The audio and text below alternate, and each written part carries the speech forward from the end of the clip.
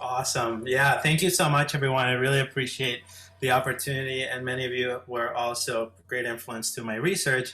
And today, just kind of want to talk to you a little bit about perhaps the derivative of my research and how it's focused on history. Some of you may know that I did my research on gamification to instill historical thinking skills within students. And so today I want to talk specifically about what that looks like and what does historical thinking skills look within my course. And so I'm going to share my screen, and I'm going to throw a perhaps a term that some of you may or may not be familiar with, and those are digital badges. Okay, give me a thumbs up if you're able to see my screen. Excellent. This presentation is going to be how to use digital badges in a history course. And my hope is you're able to walk away with solidifying and also uniforming the skills that you want your students to walk away with. So three essential questions that I'd like to visit today is, I'll ask you these questions kind of like in a rhetoric way. Do your students know the skills that they're learning? Right? Oftentimes we're doing history and kids are actually doing history pretty efficiently, but oftentimes they may not know exactly what they're doing when it comes to historical skills, concepts, or ideas. And then how do you know when your students acquire those skills? How do you know the process in which they show evidence and are able to present with competency those skills? And then in a more specific way amongst each of their students, how do you know, or how do you track the skills that your students learn as the year progresses within your course? So this is where I'd like to kind of like give a definition of what digital badges are, okay? And they're very similar to the badges that you are all familiar with, whether it is in Boys or Girl Scouts. You might have an app on your phone that gives you badges that tells you, hooray, you met a 200-mile goal, but they're super informative when it comes to reaching goals. But a definition here is, in contrast to grades and degrees, digital badges can contain specific claims about competencies, details about how those competencies were acquired, and links to evidence such as completed work and extended engagement.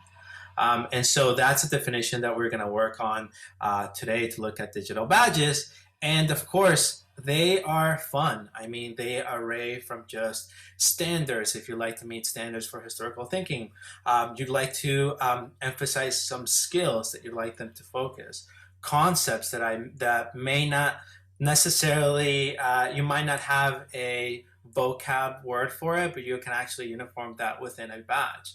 And these are credentials for proof of evidence showing that the kids could actually acquire these skills.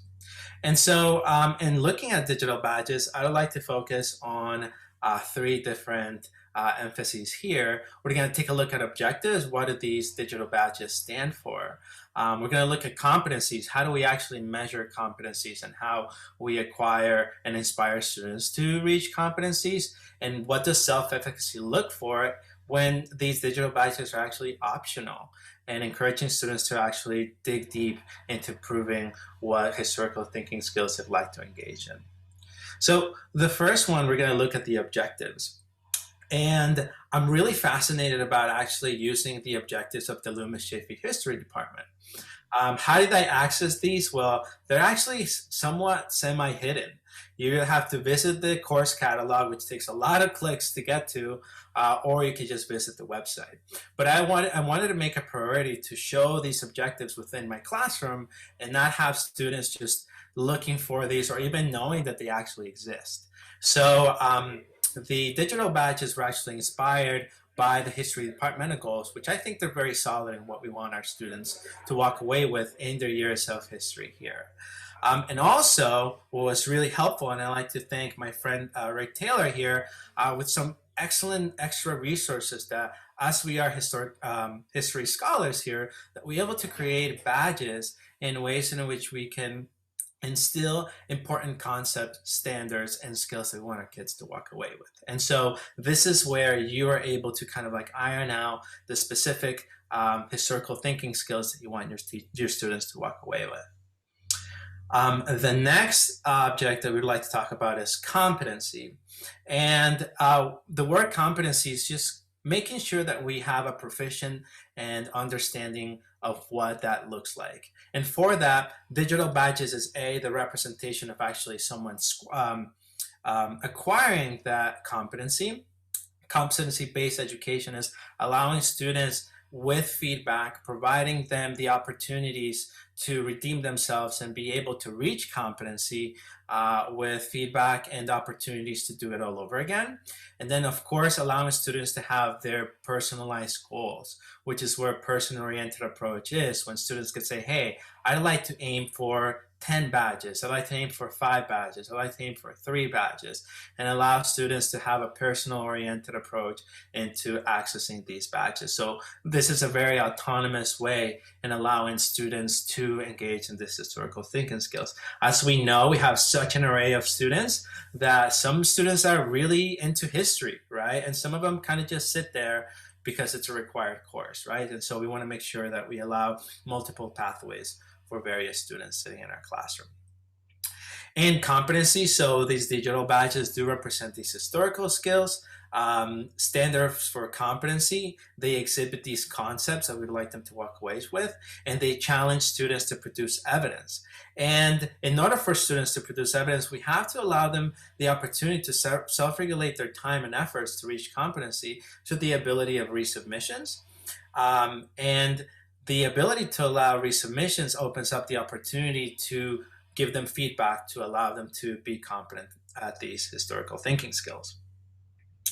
The next one is self-regulation through self-efficacy, and it's the self-determination where students are actually motivated into actually acquiring these. If you're familiar with Pokemon is actually like this idea of like gotta catch them all type of deal, and so allowing students to unlock that self-determination, that self-regulation, that goal achievement opportunities to motivate them is something that I think both aims to the intrinsic motivation for those students who are really adamant about learning historical thinking skills, but also the extrinsic motivation for those who are focusing more on performance and really want to collect all these badges.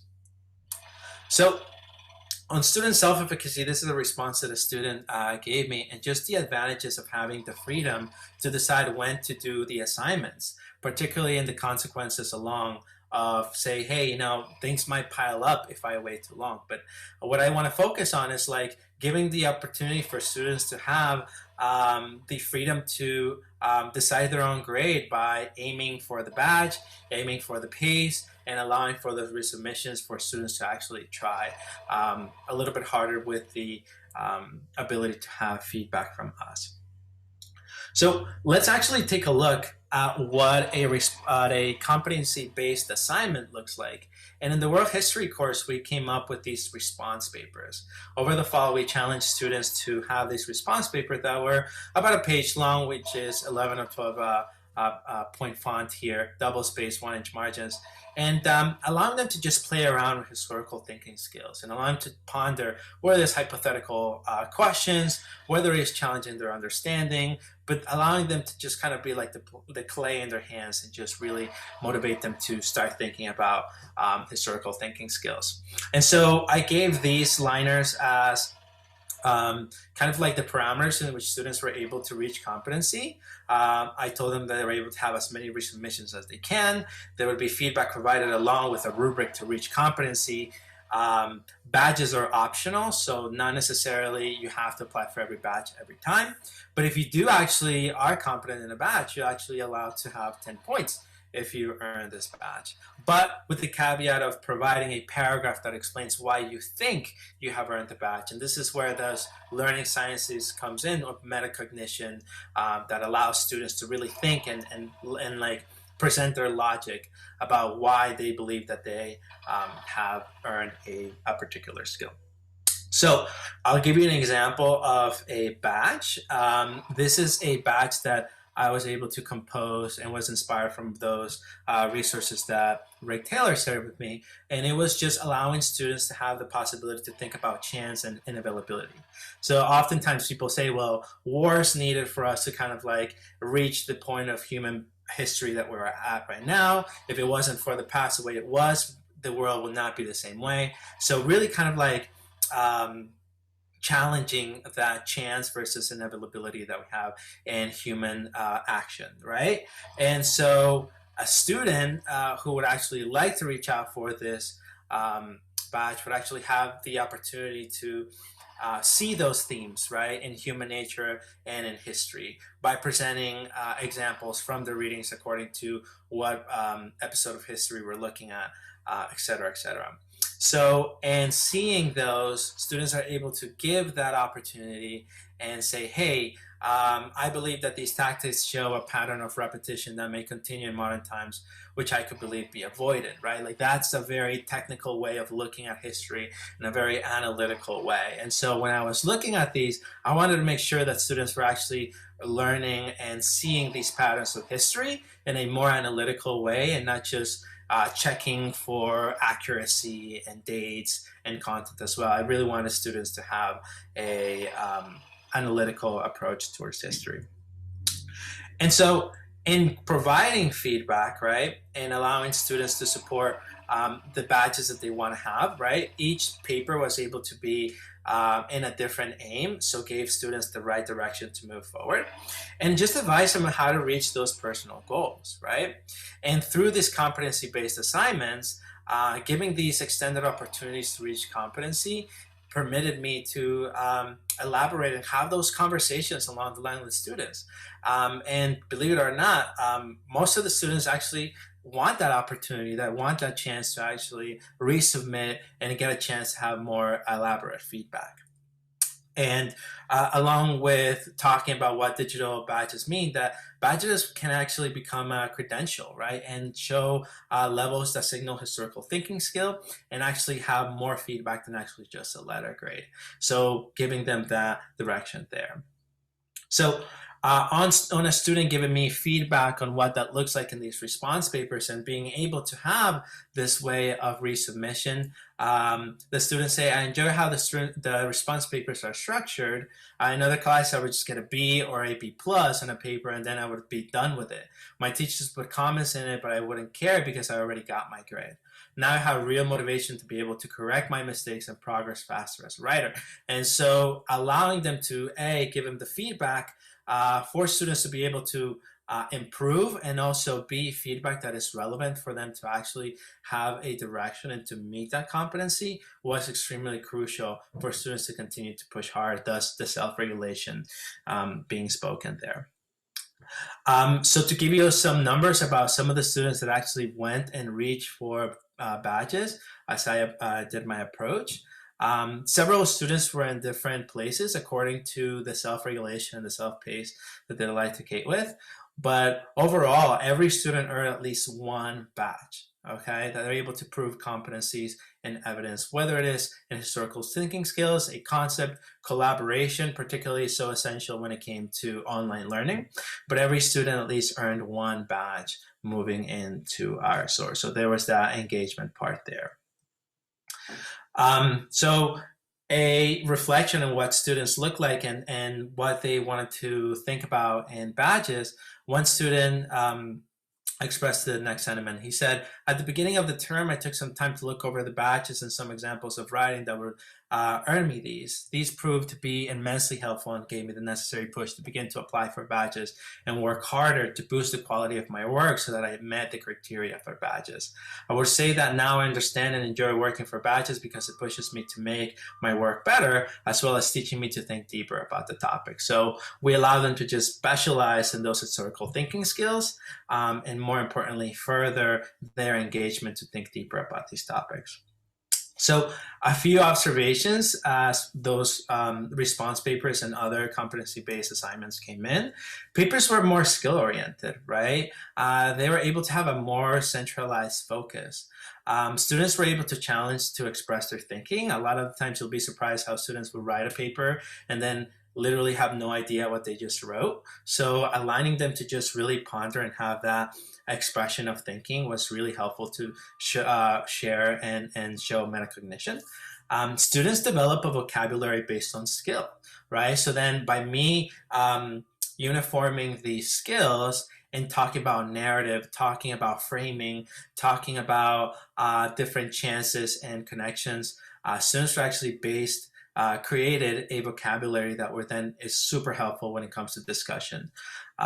Students had a direction and aiming when writing, so they would look at a batch and they would have a direction that would be more concise and be able to be more centralized. And for my sakes, I was actually able to create a profile of what actually students know.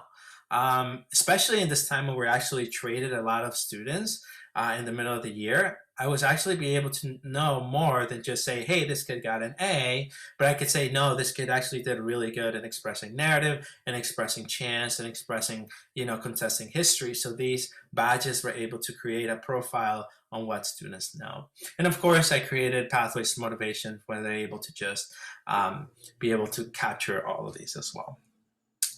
So in answering the essential questions that I posed prior, I'd like to just share a few short answers for those. So in showing what the skills the students are learning, well, badges actually formalize learning goals, concepts, and skills, and they actually become more present in your classroom rather than just being tucked in the catalog or in the website. How do you track the skills of your students learn? Well, collection of badges help you track what students learn and actually get to know what students' thinking is based on what they actually acquire. And how do those students acquire those skills? We'll actually be able to create opportunities to provide evidence by allowing them to prove whether it is setting points of evidence in creating paragraphs, reflections, etc., etc. So what is really exciting about these digital badges is that as we move into a new learning management system, Canvas comes with something called Badger. And Badger, if you've taken the orientation yet, Badger is this what we like to call a badging wallet, where it's going to be extremely easy for you to create badges. It's already introduced into your Canvas. You'll have access to it. And I'll be more than happy to help you all kind of like create badges for your classes, for your cohort. And my hope or my dream is to create badges for the whole department that would actually solidify and say, these are the skills that we want our students to walk away with when they leave Loomis. So it's going to be an exciting moment to just see our Canvas and Badgers put together and inspire students to be able to reach competency in the historical skills that we want them to walk away. Last but not least, I would like to drop in the chat a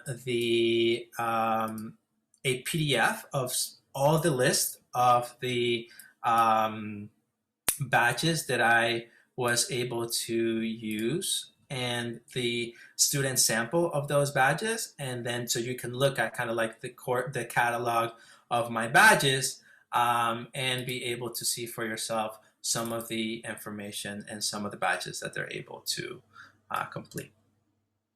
So that's the short version. Love it, Kevin. You already have a few questions sitting in the chat. Yeah, let's see. Awesome. So feel free to go from there or field them out loud, up to you. Yeah, did you see world history students engage with badges more or less as the year progressed? Wondering if as they got older, they got over it, or perhaps their competitive ones made 10 points boost help, or they will. Yeah, so the interesting about it is like, I like to aim at both intrinsic and extrinsic motivators. So there were those students who were actually just the 10 points were actually the motivation for them to go, but also students who were actually wanting to collect all the badges. As I made newer badges every time as we're able to move forward, they wanted to get those as well. So as students became more familiar with what badges were, and I remember recalling hearing Layla, a student, saying like, yeah, like he actually makes you work for these badges, and that's what we want, right? So I actually got to see students kind of like move on, and some of them got stuck because they repetitively just go for the same badges, and then I would see the challenges of like, oh man, I have to apply for a badge that I never applied before. So it was actually, that conversation was really, really cool. Do you require a minimum of badges per student, or is it just antithetical for this to approach? I made it optional. I made the badges to be optional. I wanted to honor their work just by looking at the rubrics that we had, and I wanted them to honor that. But again, every student aimed for at least one badge. And so it goes back to this that self-regulation of students saying, how much do I want out of this course? So I made it optional. Were all the badges exclusively historical, or was it way integrated to the DEI principles as well? I didn't get to the DEI principles. I think our course did an awesome job about talking about DEI, particularly through social justices and injustices.